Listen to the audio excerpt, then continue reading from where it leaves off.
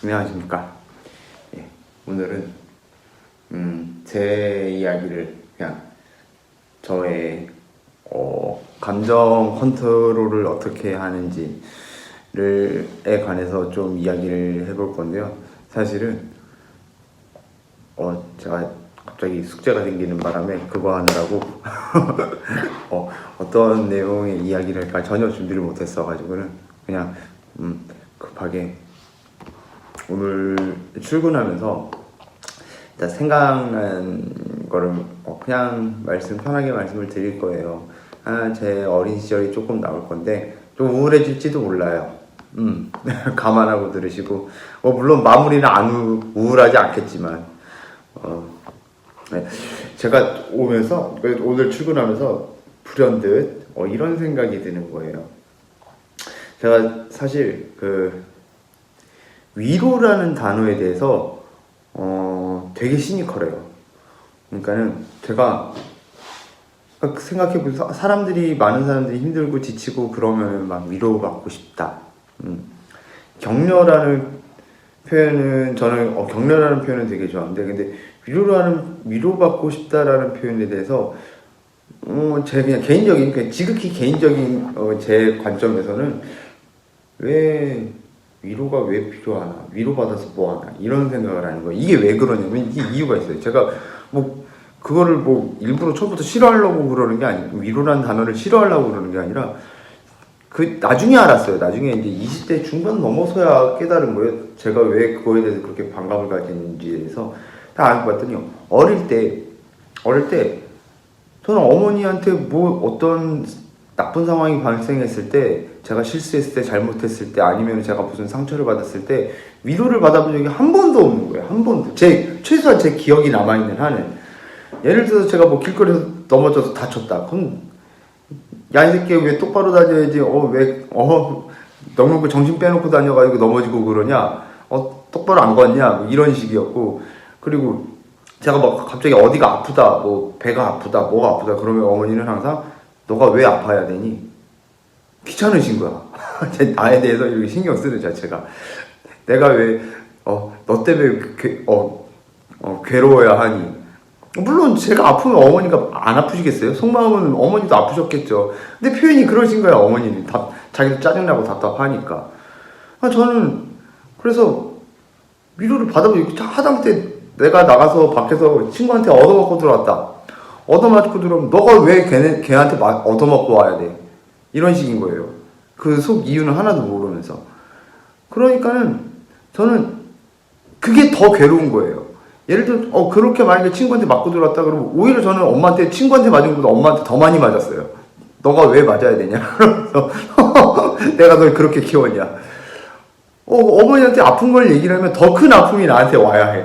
그러다 보니까 저는 누군가한테 내가 상처를 받았을 때 누군가한테 나의 위로를 위해서 누군가한테 말아야 된다라는 그런 개념 자체가 사라진 거예요. 아예. 그러니까는 아프고 괴롭고 그러면 무조건 끙끙 혼자서만 이렇게 담아두고 산 거야. 항상. 그냥 무조건. 아프구나. 참아야지. 왜냐면 아픔을 내가 드러내는 순간 더 큰 아픔이 돌아온다라고 저한테는 어릴 때부터 이렇게 인식이 박혀 있었던 거예요. 어떻게 생각하면 무지하게 서럽게 살았죠. 예, 한동안은 그걸 되게 서럽게 생각했어요. 네. 진짜 그런 이야기 들으신 분들이 소수 계실 거야. 저희 어머니도 그런 부류였어요. 너희 어머니 계모냐? 그나마 계모라는 소리는 그나마 나왔어요. 계모 이야기는 그나마 나왔고, 별 안 좋은 이야기 정말 많았고, 이런 얘기까지 들었죠. 퍼프나 나는 너가 그냥 제정신으로 살아있는 것만으로도 신기해. 정신병원 안 가고 그냥 살아있는 것만으로도 신기해. 이런 말까지 들었었어요. 그것도 어린 시절에. 사춘기도 전에. 그런 얘기를 들었어요. 그러다 보니까는 정말 위로에 대해서 사실 속마음은 내심 그 표현을 못해서 그렇지 위로는 정말 받고 싶었겠죠. 그러다 보니까 제가 대학교에 들어갔더니, 대학교에 제가 이제 과운대를 들어갔었는데 그때 중국학과에 저희 선배가 2학년밖에 없었어요. 그러니까 신생이야. 만들어진 지 2년 차가 돼가지고는 선배가 딱 한 학년 위밖에 없는 거야. 근데 저는 거기서 여자 선배들하고 술 먹을 때가 너무 좋았어요. 왜냐면 이제 어린 시절 얘기를 하면은 선배들이 나는 그냥 아무 생각 없이 떠드는데 선배들이 막 울고 막 덕분에 어떡하니, 너 힘들게 살았구나, 막 이런 얘기 들었어. 석훈아, 너는 세상의 모든 고민을 네가 다 짊어지고 사는 것 같아. 그런 얘기를 들을 정도로 그랬어요. 그러니까는 저는 학교 다닐 때, 대학교 다닐 때 그게 너무 좋았던 거예요. 그러니까 맨날, 그러니까 근데 맨정신으로 그런 얘기를 할 틈도 없고 할 일도 없잖아. 그러니까 더 술을 좋아하게 되고 더 맛이 가게 된 거지. 그랬던 거예요. 나중에 알고 보니까는 제가 이제 어떤 좋아하는 여자들, 제가 좋아하는 이상형도 저는 그냥 제가 좋아하는 여자를 이렇게 찾는 거다. 그냥 제 결혼 상대자 아니면은 뭐 내 이세를 위해서 좋은 배필감 뭐 이런 거를 찾는 거라고 생각을 했었던 건데 했는데 그게 실제로는 아니라 엄마 같은 사람 찾고 있었던 거죠. 어린 시절에. 그러니까는 술 먹고 실수하고 맨날 술만 마셨다면 여자한테 전화해가지고 징징대고 그 난리를 폈던 거죠. 그런 거를 되돌아보고 나니까 이게 참 씁쓸하더라고요. 많이 씁쓸하고. 그리고 지금에 와서는요, 그게 이제 위로를 안 받고 살았다고 해야 돼서 저는 근데 이제 뭐 대학교 선배들이 저를 막 위로해주고 막 선배들만 그런 게 아니라 동기들도 그랬죠. 여자들은 대부분. 남자들은 그런 거 없잖아요. 그랬어? 그랬겠구나. 뭐 그러고 땡인데 여성분들 같이 감정적으로 막 그래주니까는 좋았었는데 근데 지금에 와서 보면 그땐 그래서 좋았었지만 그것도 뭐 그렇게 오래 못 갔죠. 이제 대학교도 다니다가 때려쳤고 그리고 이제 사회에서는 그럴 일들이 없었고 그리고 그 이야기가 계속 반복되니까 선배들이 그걸 들어주고 싶겠어요. 이 새끼 맨날 술만 처먹으면 저지랄이네 이렇게 되겠죠. 그러니까는 이제 저도 이제 그렇게 하면은 사람들이 떠나간다는 걸 알고 나서는 저도 안 하고 살다 보니까는 위로를 받는 거에 대해서 아예 이제 마음의 문이 닫히고 그러다 보니까 저희 자신도 누군가가 상처받았다 그럴 때 어떤 식으로 위로해야 이 사람이 그 상황에서 더 이렇게 마음이 편해질지 그 답답함이 풀어질지에 대해서 정확하게 인식을 못하는 거예요. 제가 저는 위로라는 거를 사람들이 생각하는 위로와 제가 생각하는 위로가 완전 다르게 사람들이 생각하는 건 위로라는 단어를 듣자마자 어떤 감각적으로 이제 감정적으로 이렇게 와닿는 게 있으실 거 아니에요. 다른 분들은 이거 시청하시는 분들도 그럴 거야. 근데 저 같은 경우는 위로? 그러면 그냥 사전적인 의미로만 이렇게 받아들여지고 감정적으로 거의 이렇게 느낌이 거의 없는 이런 상태? 그런 거예요. 제가 그렇다고 해서 다른 사람들이 위로가 필요 없다고 생각하느냐? 그렇진 않아요. 뭐 저도 이제 한때는 차 없을 때는 나도 그냥 살았는데 너는 왜 그렇게 못 살아? 뭐 이런 식의 개념이었어서 싸가지가 더럽게 없었죠. 재수 없는 새끼였죠. 그랬는데 지금 그렇게 생각하지 않죠. 그럼에도 불구하고 생각은 바꿨지만 막상 저는 지금도 위로 받는 법도 몰라요. 위로하는 법도 모를 뿐더러 받는 법도 몰라요. 누가 정말 제가 힘든 것을 알고 이렇게 뭔가 이렇게 따뜻하게 해주려고 하고 뭔가 그러려고 하면 저는 도대체 왜 이래? 내가 뭘 어떻게 해야 되지? 이런 식의 반응인 거예요. 참 이거는 모르겠어요. 이거 고쳐야 될 문제인지도 솔직히 개인적으로는 이게 고쳐야 될 그런 건가? 뭐 그런 생각이고 좀 그래서 이건 좀 답답하거든요. 스스로도. 근데 아직까지 사는데 지장이 없으니까.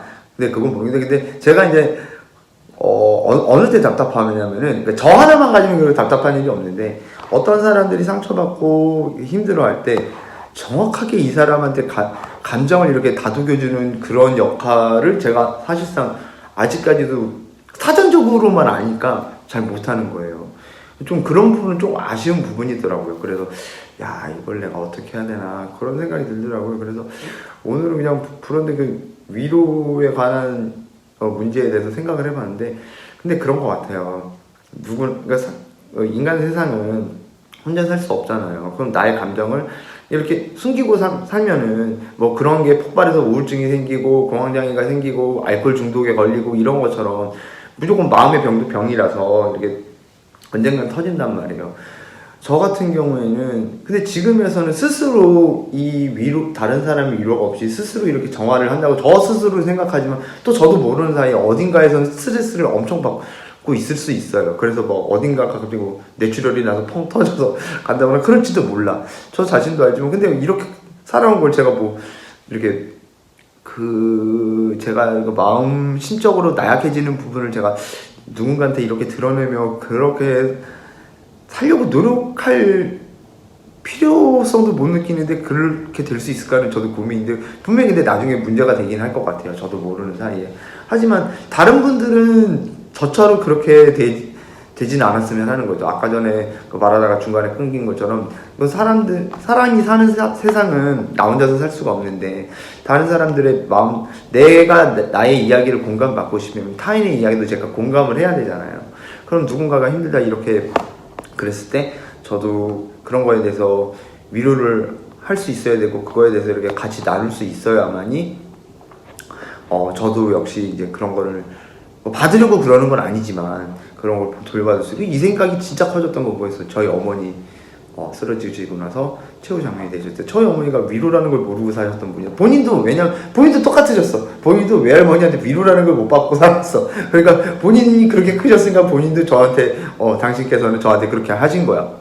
그럴 수밖에 없었지. 근데 저는 그거를 사람들한테 전파하고 싶지 않아요. 우리 세상이 얼마나 아름다운데 이렇게 삭막하게 살아야 돼요. 저희 어머니 마지막 순간에 이제 사람들이 다 저희 어머니가 그런 상황에 대해서 찾아오지 않는 것을 보면서 그런 것 같아요. 동병상련이라고, 내가 아무리 힘들어도 주위에 내가 조금이라도 좋은 감정을 가지고 있는 분들이 힘들고 어렵다 싶으면은 같이 찾아가서 그냥 밥 한 끼 먹으면서 이야기하거나, 밥 한 끼도 조금 그렇다 그러고 커피라도 한 잔 마시면서 이야기하거나, 그런 것도 힘들다 그러면 전화라도 한 통화해서 서로 간의 이야기를 조금씩 나누고 그러는 게 사실상 정말 우리가 상상치 못한 커다란 그 감정적 시너지 효과를 일으킬 수 있거든요. 그래서 여러분들은 혹시라도 지금 막 자기가 힘들어서 남들한테 연락을 못한다 할지라도 그런 부분에 있어서 좀 다른 사람들한테 연락을 하면서, 그분들도 근데 다 행복하게 잘 살고 아무 문제 없이 살고 있는 그런 건 아닐 거 아니야.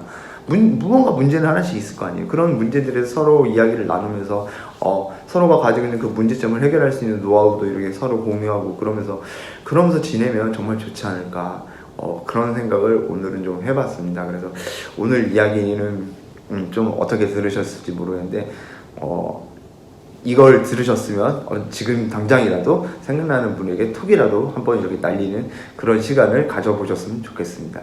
시청해 주셔서 감사합니다.